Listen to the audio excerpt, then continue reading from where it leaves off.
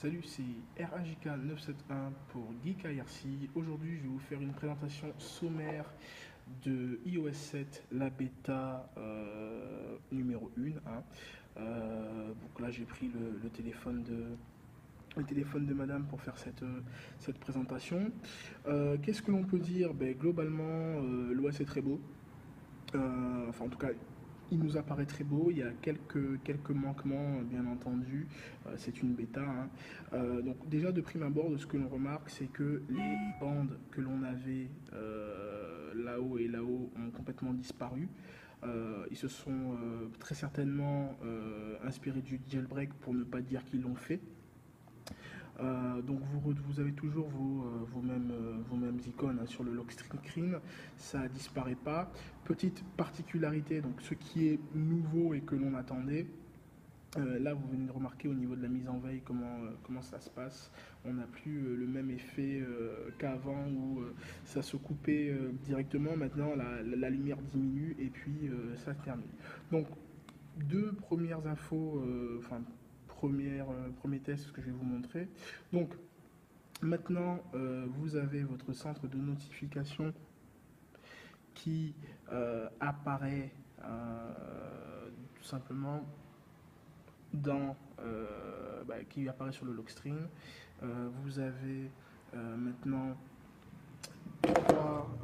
trois onglets qui sont assez sympathiques. Vous avez donc l'onglet aujourd'hui, donc vous avez donc la date, le temps, un calendrier, le cours de la bourse et Tomorrow, donc qui concerne votre calendrier et votre agenda. Vous avez tous où vous voyez tout ce qui est messages, enfin bref, votre centre d'éducation comme avant en fait, avec tous les trucs. Et vous avez enfin, on va envoyer un message pour dire que l'on rappelle là. Désolé. Donc, revenons au centre de notification. Vous avez donc les manqués, donc où justement on va voir les appels, les notifications, les messages et autres que l'on reçoit. Donc ça c'est pour le centre de notification. Et la grande particularité non,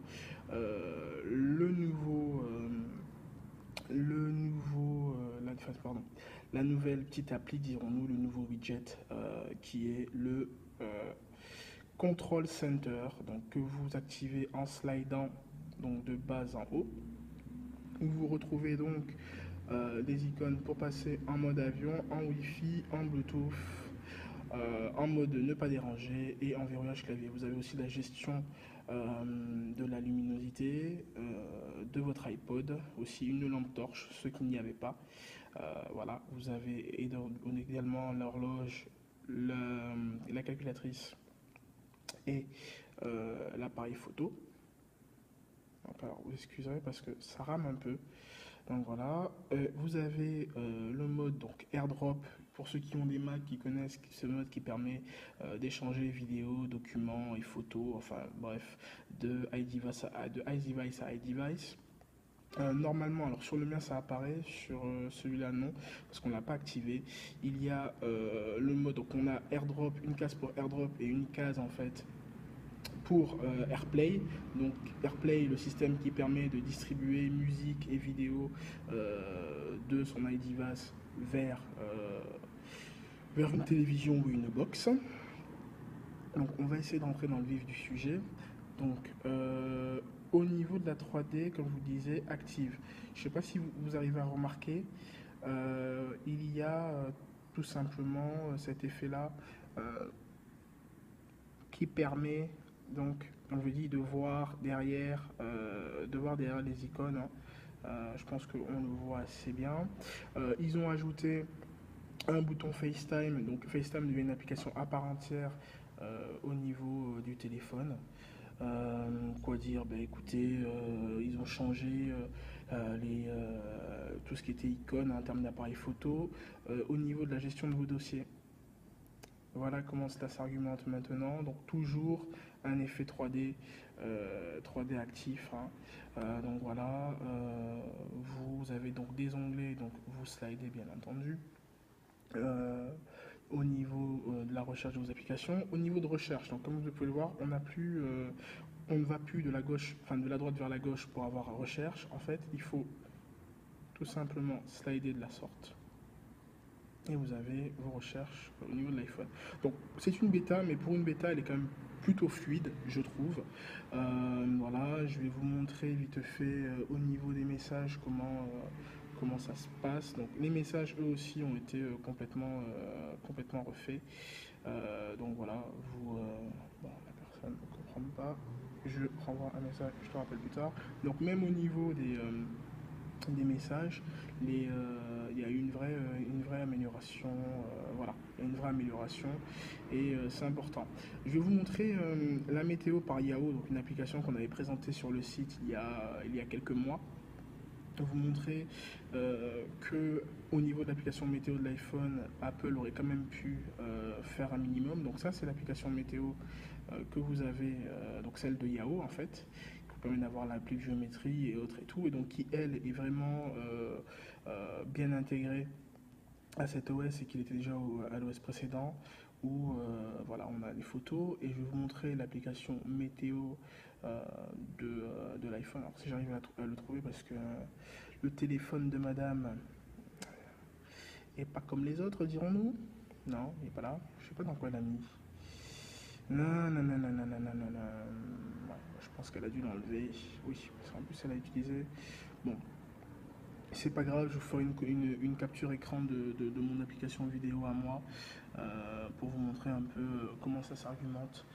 Autre chose très importante que je vais vous montrer, au niveau de la gestion du multitâche. Donc vous avez vu, la bannière est noire. Hein.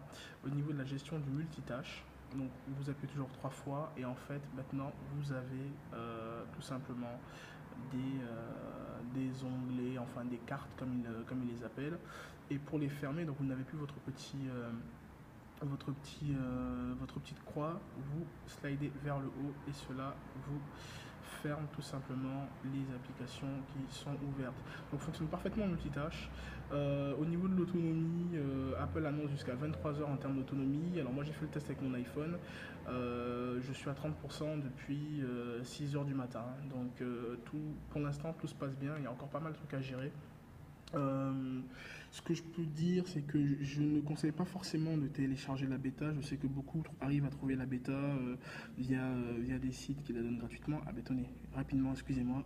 Je vais revenir sur l'application météo de l'iPhone cette fois-ci. Donc, comme vous voyez, en fait, on ne peut pas et on n'a pas accès à tout. On n'a tout simplement pas accès à tout ce qui est photo, pluviométrie pardon, comme c'est le cas de l'application Yahoo, en espérant qu'ils améliorent cela. Donc ça c'était vite fait pour la petite parenthèse. Donc je vous disais que ils ont quelques soucis à mon sens. Donc c'est normal, c'est une bêta. Hein. Alors peut-être que ça ne le fera pas sur son Apple Store, quoique non. Voilà, vous le voyez juste.